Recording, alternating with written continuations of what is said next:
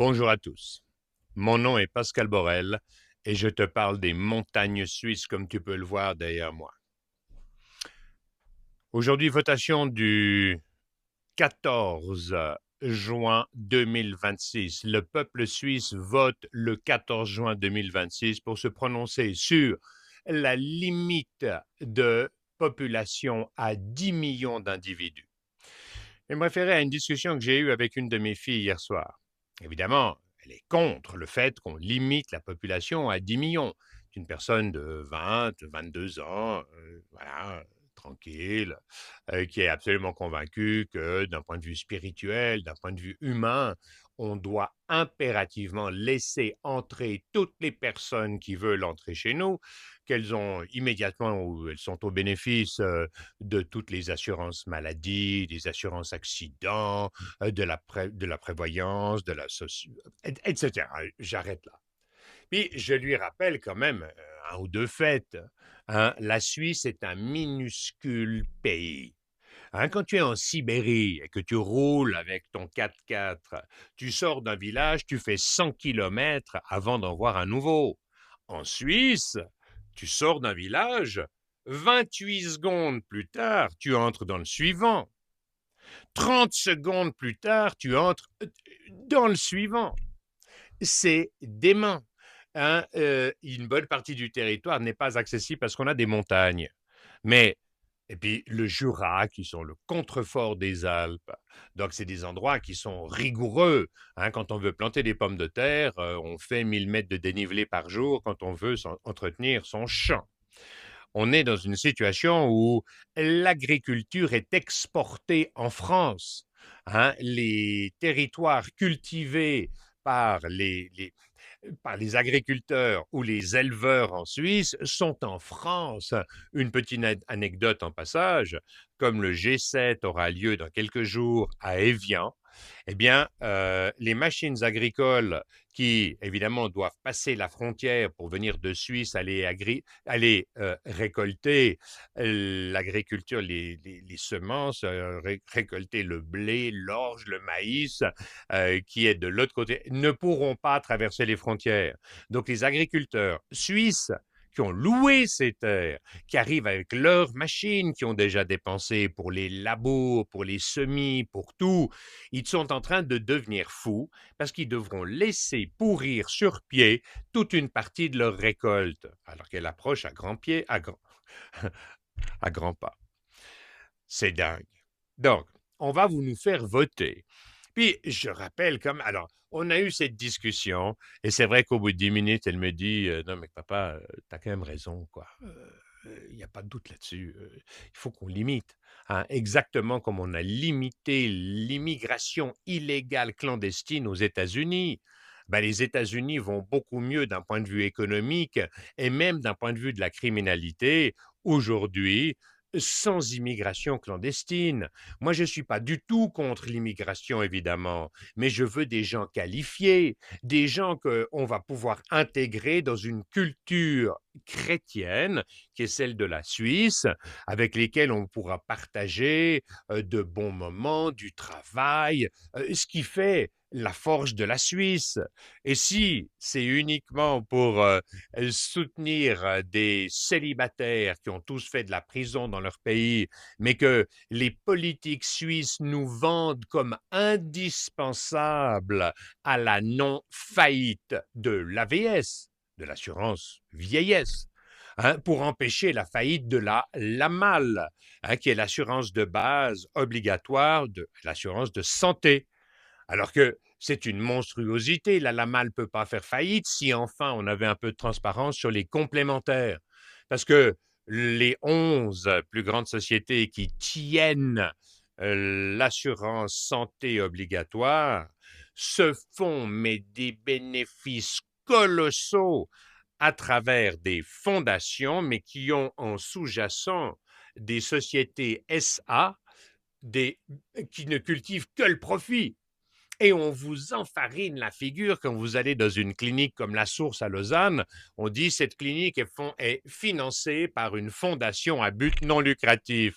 Non, mais c'est dément que les politiques, que les juges acceptent qu'on mente aux populations comme ça. C'est dément. Non, mais voilà, bref. Donc, j'explique un peu tout ça, puis assez rapidement, des jeunes gens se rangent un petit peu de notre côté. En plus, comment se fait-il qu'alors, le politique vous fait peur, vous dit que rien moins que l'AVS et votre santé, donc votre assurance vieillesse et votre santé, vont être mises à mal, si on ne peut pas importer des forces vives, des forces de travail dans notre pays.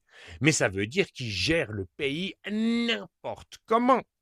Ça veut dire que le pays n'est même pas géré. Ça veut dire qu'ils ont rien.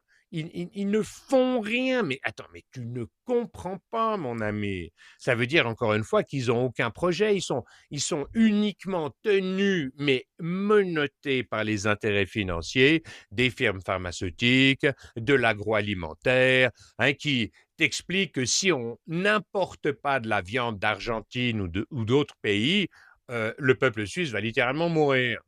Donc on est incapable de subvenir à nos propres besoins. Mais pour compenser ça, pour compenser cette mauvaise gestion, on va continuer à importer du monde. Et c'est pire que ça.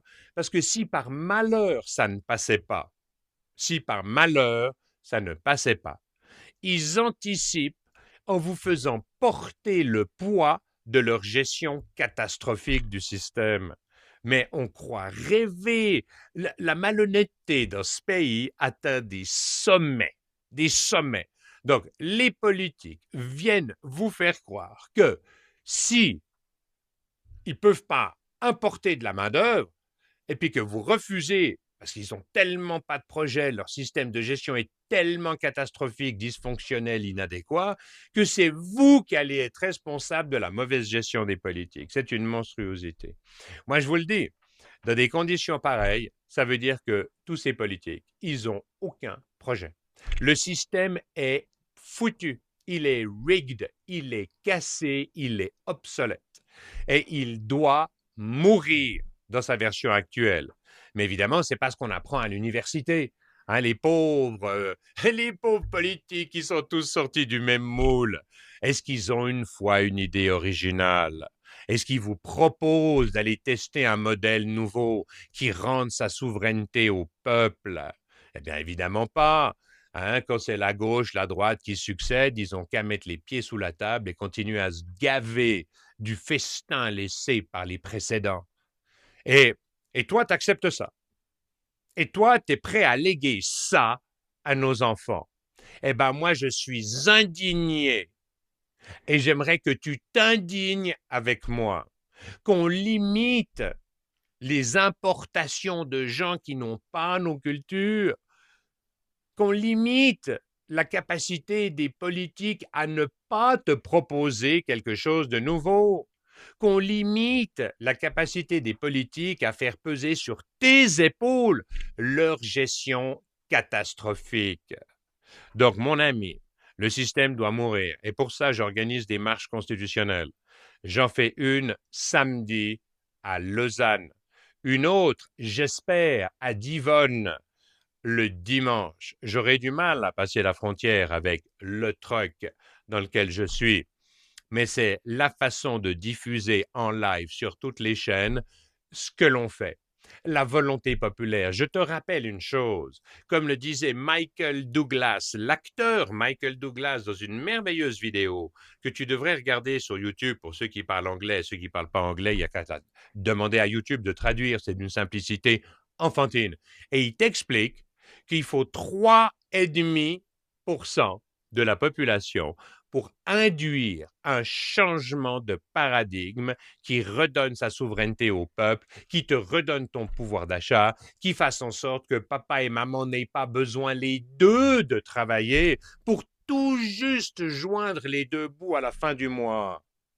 Mais tu te rends compte qu'au Moyen Âge et à la Renaissance, l'impôt maximum perçu par les royautés n'excédait jamais 7% de la valeur produite par les citoyens. Aujourd'hui, entre l'inflation, les taxes, les impôts, tout ce qui se surrajoute, mon ami, tu es à minimum 60%. et tu acceptes ça. C'est totalement obscène. Il nous faut 3,5% de la population qui viennent marcher avec moi, avec notre communauté, pour obliger les politiques à regagner la fierté du service public, à permettre à nos politiques de te proposer quelque chose de nouveau, d'aller tester un modèle. Et c'est ce que je te propose de faire tous ces prochains week-ends et tu viens marcher avec nous. La marche. 3,5% de la population vient marcher et la marche est l'arme la plus puissante de l'être humain. C'est par la marche que nous avons tous quitté le rift africain et conquis tous les environnements que cette merveilleuse planète a mis à la disposition du top prédateur, désolé de le dire, l'être humain. Viens marcher avec nous, réécrivons. Et si tu veux trouver cette marche à suivre, achète mon livre 2024. Oui, tu vas sur le site www.4v24.com, tu achètes 2024, ou tu vas sur le site, tu t'inscris et tu peux tout lire directement. Si tu veux nous aider, parce que le truck coûte quelque chose, fais-nous une petite donation. Ce que tu veux. Voilà. Mais participe au mouvement d'une façon ou d'une autre, mon ami. Viens marcher, reconquiert ta souveraineté. Voilà. Donc, vote oui à l'initiative UDC. Parce que, attends, l'UDC, évidemment, c'est le parti nazi en Suisse. Hein? C'est un des partis les plus importants. Mais on va les qualifier de nazis, de xénophobes, de racistes, de ceci, de cela, par des gens qui comprennent pas l'intérêt du souverain, l'intérêt du peuple. Oui, ça nécessite de temps en temps de prendre des décisions qui sont un peu difficiles. Mais un conflit n'est jamais là pour vaincre un adversaire. Un conflit est là pour trouver un terrain d'entente. Donc, plutôt que de faire croire à nos jeunes gens qu'on a affaire à des nazis, à des gens violents, qui veulent tout sauf le bonheur de l'humanité, mais regardons les choses en face. Petit pays, on doit absolument aider l'UDC à avoir un succès pour faire en sorte que le peuple suisse ne soit pas lésé. Voilà. Lis mon livre 2024, toutes les solutions y est, mon ami.